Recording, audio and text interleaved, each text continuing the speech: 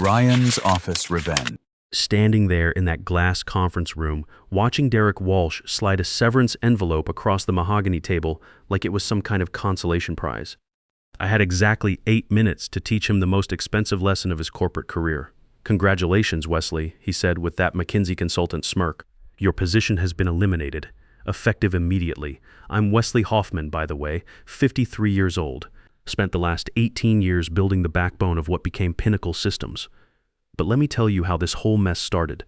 I looked at that envelope, then at Derek, then at the dozen faces around the table. Some couldn't even look at me. Others were watching like they'd scored front row seats to a public execution. Bradley's medical school application was due next month. Diana's father needed that memory care facility, and our insurance wouldn't cover half of it. The mortgage had 8 years left on it, and Sophia still had 2 years of high school. Funny how your brain works under pressure. 8 years in the Navy Seabees teaches you that when things go sideways, you don't panic. You think through your options, check your resources, figure out your next move. Strategic restructuring, Derek added, straightening his designer tie. "You understand how it is in today's market." Yeah, I understood exactly how it was. When I joined Pinnacle 18 years ago, we were 15 people in a strip mall office, surviving on ramen noodles and caffeine. Derek had big ideas but no clue how to make them work. Just whiteboards covered in logistics flowcharts and a business plan that looked impressive but couldn't move a single package from warehouse to customer. That's where I came in, fresh out of the service, looking to use my engineering background in civilian life. The military taught me how to build systems that work under pressure, real pressure, not the fake stress of quarterly earnings calls. When you're setting up communications gear while taking incoming fire, you learn to build backup plans for everything.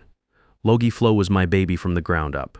I designed the entire supply chain system, wrote the core software, fixed every bug that would have killed us during those early years.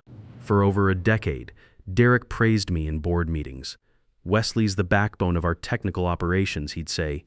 "Former military, knows how to deliver results. Couldn't scale this company without his expertise." Investors loved that story, the disciplined veteran building cutting-edge logistics software. It played well in presentations, but about 6 months ago, things started getting cold. Derek grew distant in meetings.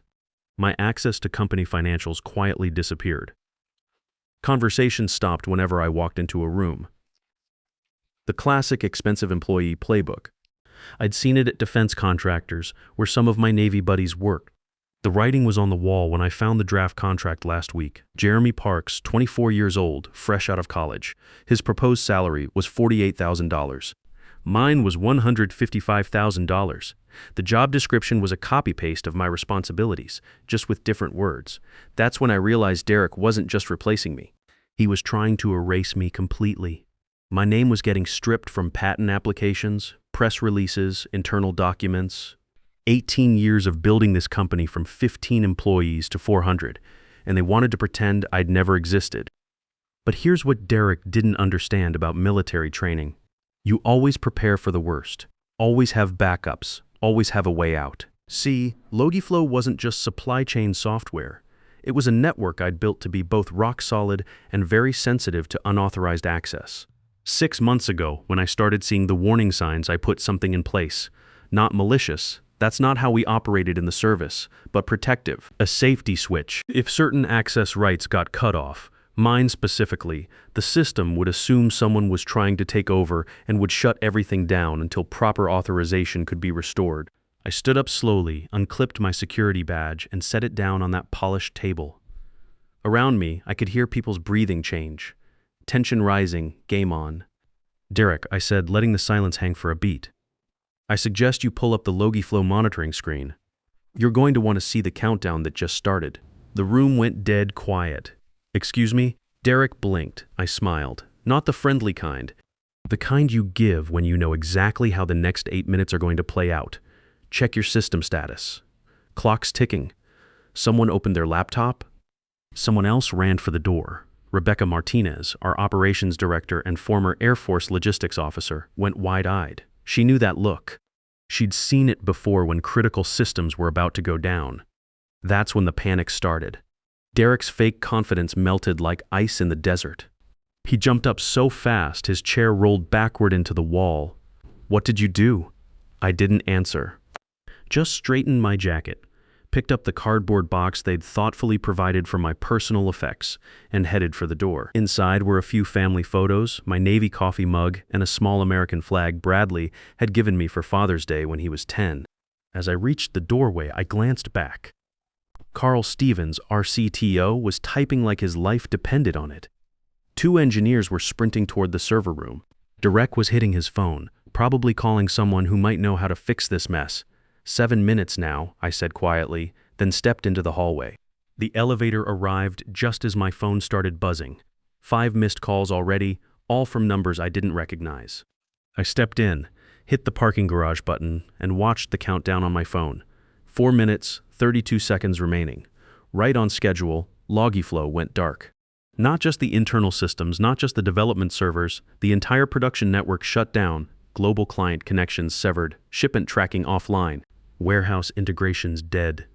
Pinnacle Systems, the supposed leader in regional supply chain technology, just became a $180 million paperweight. I could picture Derek staring at his screen as error messages multiplied like wildfire. Engineers scrambling to reboot servers, only to discover nothing would come back online. My phone vibrated again. This time it was a number I recognized. Rebecca, probably the only person in that building who understood what just happened and why. I let it go to voicemail, not yet. Let them understand the full scope of their problem first. Because the truth was, they hadn't built anything. I had. And now they were about to learn the difference between owning a company and running its critical systems. I drove home the long way, no rush. Even stopped at the coffee shop on Maple Street, the one where Diana gets her morning latte before her shift at the hospital. The barista, Sarah, asked how my day went. Interesting, I told her. Might be changing career paths soon. She laughed, thinking I was joking. If only she knew the chaos unfolding 5 miles away was my handiwork. Well, technically, it was their handiwork. I just built the consequences into the system. The house was quiet when I walked in. Diana was at her book club, Thursday nights, with the other military wives, discussing whatever novel they'd picked this month. Currently, it was some story about corporate whistleblowers. Fitting, Bradley was upstairs studying for the MCAT. Sophia had debate team practice until 6. Normal family life, the kind I'd been working 18 years to protect and maintain. By the time I set my keys down, my phone was going crazy. 112 missed calls from Derek, 6 from Rebecca, 4 from Carl. Text messages flooding in from numbers I didn't recognize. System critical, clients disconnecting, need immediate response. I powered down the phone, ordered Chinese food from that place Sophia likes, and turned on the History Channel. Some documentary about D-Day logistics operations. Seemed appropriate. Around 5:30, Bradley came downstairs. Kid's built like his old man, but got his mother's analytical mind. Plans to study medicine at State, assuming we can handle the financial side of things. Dad, you're home early, he said, grabbing a Coke from the refrigerator. Yeah, had some interesting developments at the office today. He gave me that look kids give when they're trying to figure out if their parents are having a midlife crisis. Everything running smoothly. You seem different somehow. Smart kid, everything's fine, son. Actually might be better than fine soon. How's the medical school application process going? Good. Got the essay completed. Wrote about leadership and maintaining integrity, even when systems are failing. I smiled. That's my boy. Where'd you learn about that? From you, Dad. That story you told me about building the communications network in Kandahar while taking mortar fire. How you kept the team focused on the mission even when everything was falling apart. The kid got it. Honor, duty, mission first. Values that seem to be in short supply in corporate America these days. Look, I need to back up for a minute and tell you about Diana. She's been a registered nurse for 20 years. Works at City General in the cardiac unit. Sees everything, heart attacks, strokes, people fighting for their lives. She's the one who taught me that sometimes the right thing to do isn't always the easy thing to do. When her father started showing signs of dementia 2 years ago, we knew we were looking at some serious expenses down the road. Memory care facilities don't come cheap, and insurance only covers so much. That's part of why Derek's little stunt hit so hard. It wasn't just about me losing my job. It was about Bradley's future, Sophia's college fund, Diana's father getting the care he needs. This wasn't some corporate game, it was my family's security on the line. At 6:15, there was a knock. Deliberate, professional, I checked the peephole. Rebecca Martinez and Carl Stevens, both looking like they'd aged 5 years in 5 hours. I opened the door slowly, just wide enough to read their faces. Well, this is unexpected. Social call. Rebecca's expression was tight, controlled. Classic Air Force. Keep your emotions in check. Focus on the problem. Wesley, we need to talk. It's urgent. Seems sudden. Last I checked, my access was terminated. As of 4:30 this afternoon, Carl stepped forward. Former Army Signal Corps, but he'd gone soft in corporate life. Look, there's been a serious misunderstanding. The entire Logiflow network is offline. Everything. Production, development, client portals. We can't even send status updates to customers. I laughed. Couldn't help it. A misunderstanding which part? The public humiliation, the severance envelope, or Derek trying to replace me with a college graduate making 1/3 of my salary? Rebecca winced. She knew. Of course she knew. Can we come in, please? This affects everyone. I considered it in the Navy. When someone comes to your position asking for help, you listen. Even if they're not in your chain of command, shoes off. They shuffled in like junior officers reporting to a commanding officer. I gestured to the living room. Have a seat. Bradley peeked around the corner from the kitchen. I caught his eye. Why don't you go upstairs? Finish that organic chemistry homework. He nodded, understanding the tone. When Dad uses that voice, you follow orders. I sat across from them, hands clasped, waiting. In negotiations, first person to speak usually loses.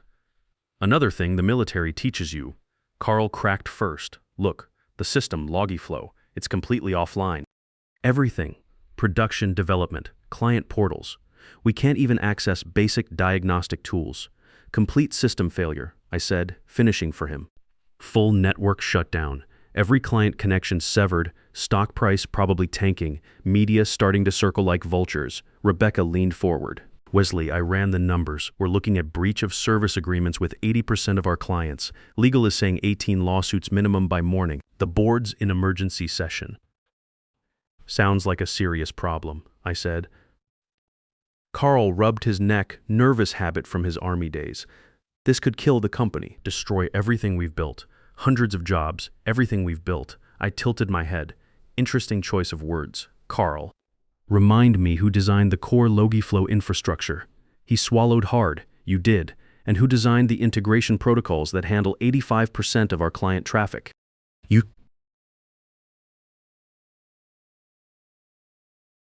And who spent the last 6 months getting systematically cut out of strategic decisions while Derek tried to replace me with someone who doesn't know the difference between a database and a spreadsheet? Rebecca jumped in. Look, Wesley, we know this was handled wrong. Derek was impulsive, but this can be fixed. You can fix it. I stood up, walked to the window. Through the glass, I could see Mrs. Patterson watering her garden next door. Retired teacher, lost her husband last year. Still waves every morning when I leave for work. Sweet lady. She's been asking Diana about maybe getting some part-time help with her yard work since her arthritis has been acting up. This neighborhood, this life. It took 18 years of 60-hour weeks and missed family dinners to build. Can I asked, turning back to them. You have to, Carl said, desperation creeping into his voice. The failsafe thing, I remember you mentioning it during system reviews, something about unauthorized access triggering defensive measures. I smiled. You were paying attention after all. Yeah, it's a feature I built 6 years ago, standard security measure.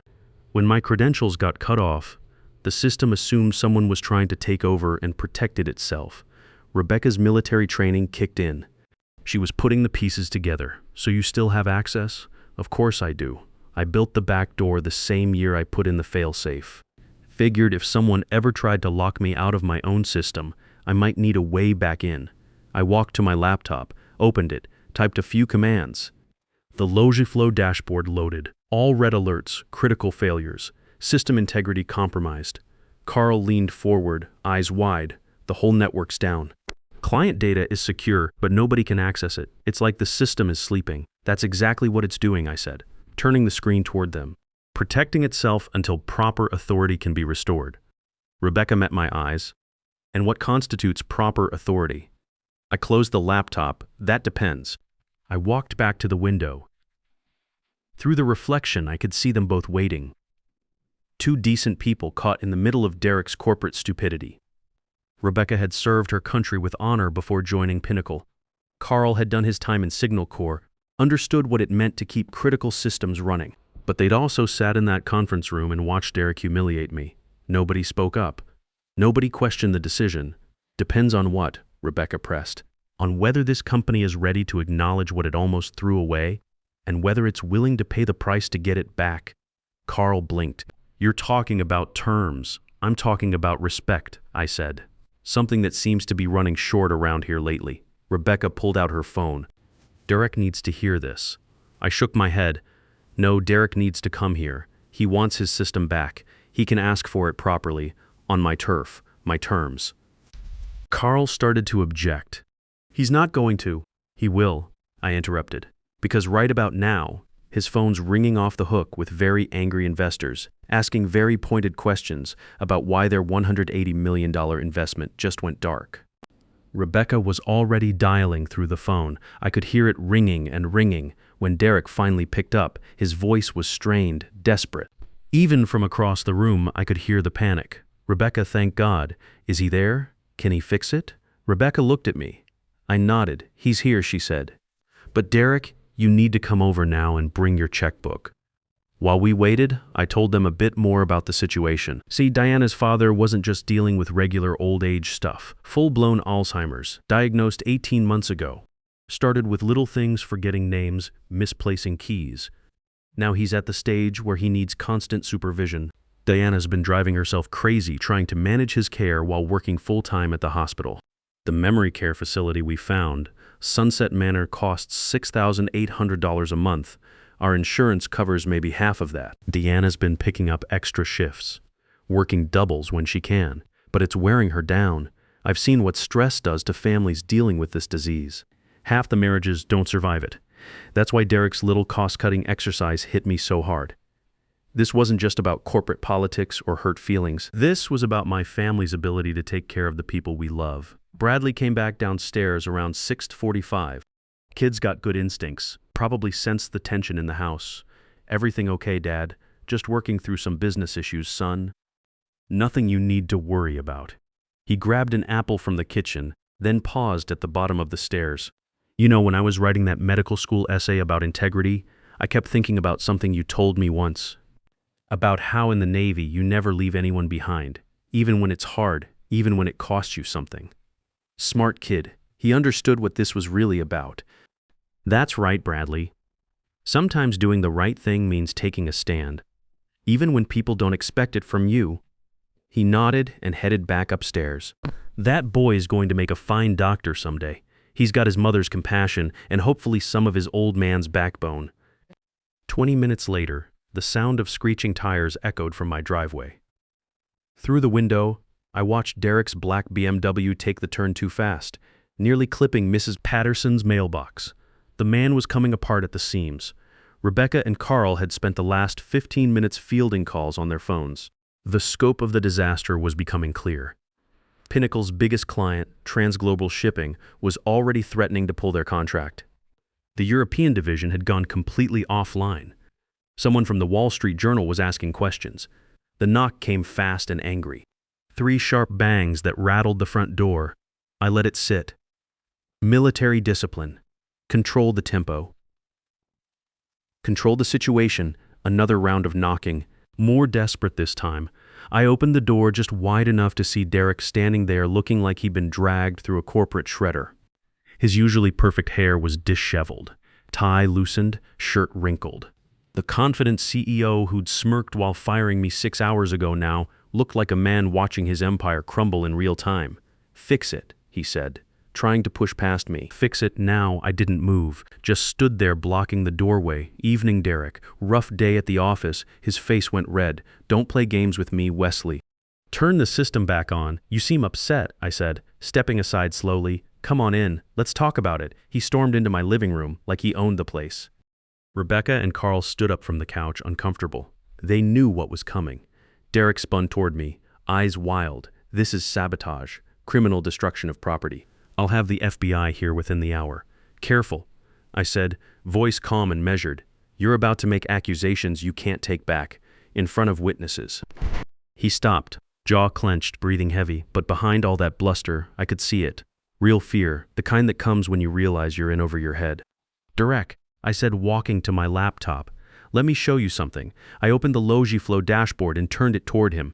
The disaster lit up his face like a Christmas tree. Client operations 94% offline. Service level breaches 156 and climbing. Pending legal actions 31. Emergency board calls 7. This look familiar? I asked. His fists clenched. You did this. You sabotaged our system. Rebecca stepped forward. Actually, Derek, the logs show you revoked Wesley's credentials at 4:32 this afternoon. The system lockdown was an automatic response to unauthorized access attempts. Carl nodded, pulling up his own laptop. Here's the audit trail. When Wesley's admin privileges were terminated, the security measures kicked in. It's all documented. Derek's face drained of color. What security measures? I smiled. The one I implemented 6 years ago and briefed you on in the quarterly security reviews. The ones you never attended because you were too busy playing golf with investors. He started then stopped, because deep down he knew I was right. I walked to my desk, pulled out a thick folder, paper records, old school. While we're being honest, Derek, let's talk about what else the system's been tracking. I opened the folder and spread the documents across my coffee table. Access logs, file modification records, late-night login attempts. 6 months of unauthorized access to Logiflow's core repository, I said. Attempts to copy proprietary code, downloads of sensitive architecture documents, all trace back to your personal login credentials. Rebecca leaned forward, scanning the documents. Derek, this shows you trying to clone the entire codebase to an external drive. It's not what it looks like, he said weakly. Really? I pulled out another document because this email to your buddy at Summit Capital suggests otherwise. Quote, working on extracting key personnel dependencies from Logiflow architecture. Timeline for transition still on track. Carl went pale. You were planning this for months. Derek slumped into my armchair, looking defeated. The board was asking questions. Investors wanted to see cost savings. My salary was earned. I interrupted every dollar of it. While you were schmoozing investors, I was building the system that made this company worth $180 million. What do you want? He asked quietly. I walked back to the window outside. I could see Sophia's headlights pulling into the driveway. Debate team practice was over. In a few minutes, she'd walk through that door, probably complaining about her chemistry homework or asking if I could help her with her college application essays. Normal family life. The life I'd spent 18 years building. What I want, I said, turning back to face them, is acknowledgement, respect, and compensation for what you tried to steal. Derek looked up. How much? 20% ownership of Logiflow patents, $2.8 million in personal compensation for attempted IP theft, reinstatement as executive chairman with permanent board seat, and a public statement acknowledging my role as the system's architect. His mouth fell open. That's insane. 20%. 20% of something is better than 100% of nothing, Rebecca said quietly. Which is what we'll have if the system stays down much longer. Carl was doing math on his phone. Derek, TransGlobal alone represents $60 million in annual revenue. If they walk, and they will walk, I added. Their CTO called me directly an hour ago, offered me a job. Seems they'd rather have the guy who built the system than the company that fired him. Derek's hands were shaking now. $2.8 million. We don't have that kind of cash on hand, you'll find it. I said, liquidate some of your stock options, take a loan against company assets, get creative. You seemed pretty creative when you were trying to replace me with a college graduate making $48,000.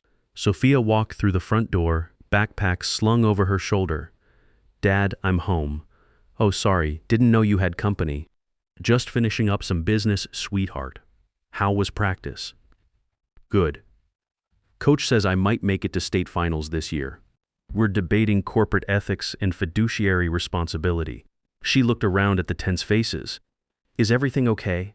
Everything's fine, I said. Why don't you grab some dinner from the kitchen? Chinese food's still warm. She nodded and headed upstairs, but not before giving Derek a curious look. Smart kid, could sense the tension in the room. That's my daughter, I said after she was gone. 17 years old, honor roll student. Wants to study computer science and business ethics in college. Looks up to her dad because she thinks he's a man of integrity. I let that hang in the air for a moment. I'd like to keep it that way, I continued, which means this gets resolved quietly, professionally, and fairly. No lawyers, no FBI, no media circus. Just a straightforward business transaction between adults. Derek was quiet for a long moment. Then, if I agree to this, you restore the system immediately. Within the hour, full functionality, all clients back online, no data loss, and no more surprises. I shook my head, clean slate, new partnership. But Derek, I leaned forward. If you ever try something like this again, if you ever attempt to undermine me or steal my work, the next shutdown won't be temporary. He swallowed hard. How do I know you'll keep your word? Rebecca spoke up. Because unlike you, Wesley has honor, military honor. When he gives his word, it means something. Derek looked around the room at Rebecca's disappointed face, at Carl's nervous expression, at the documents spread across my coffee table proving his attempted theft. Fine, he said finally. Draft the agreement. I smiled. Already done. I pulled a contract from the folder. Standard partnership agreement. 20% ownership. $2.8 million compensation. Executive chairman reinstatement, board seat, public acknowledgement. All it needs is your signature. His hands trembled as he picked up the pen. For a moment I thought he might throw it across the room, but he didn't. He signed slowly, deliberately, like a man signing his own surrender. When he finished, he shoved the papers back at me. It's done. I looked at the signature, then at him. No, Derek. Now we're partners, and partners don't try to steal from each other. The next morning, I didn't walk into Pinnacle Systems as an employee. I walked in as a 20% owner with a permanent seat on the board of directors and the title of executive chairman. 6 months later, Pinnacle posted record profits. Logiflow had expanded into 3 new markets. Bradley got into medical school with a partial scholarship. His essay about integrity and standing up to corporate pressure apparently impressed the admissions committee. Sophia made varsity debate and decided she wants to study both computer science and business ethics. Derek's still CEO, but he's different now. More collaborative, more respectful. Turns out being accountable to a partner forces you to think long-term instead of just quarterly targets. Some evenings I sit on my back porch with a beer, watching the sunset over the neighborhood Diana and I built our life in. The mortgage will be paid off next year. The kids' education funds are secure. Diana's father is getting the best care available at Sunset Manor, and we're not going broke paying for it. But mostly, I'm proud that my kids learned something important. That competence matters, that integrity isn't negotiable, and that sometimes the right thing to do is also the smart thing to do. They tried to erase me from the system I built. Instead, they taught me exactly how much I was worth. And that lesson was worth every penny of those $2.8 million sitting in my retirement account. Sometimes the best revenge is simply showing people what they can't live without.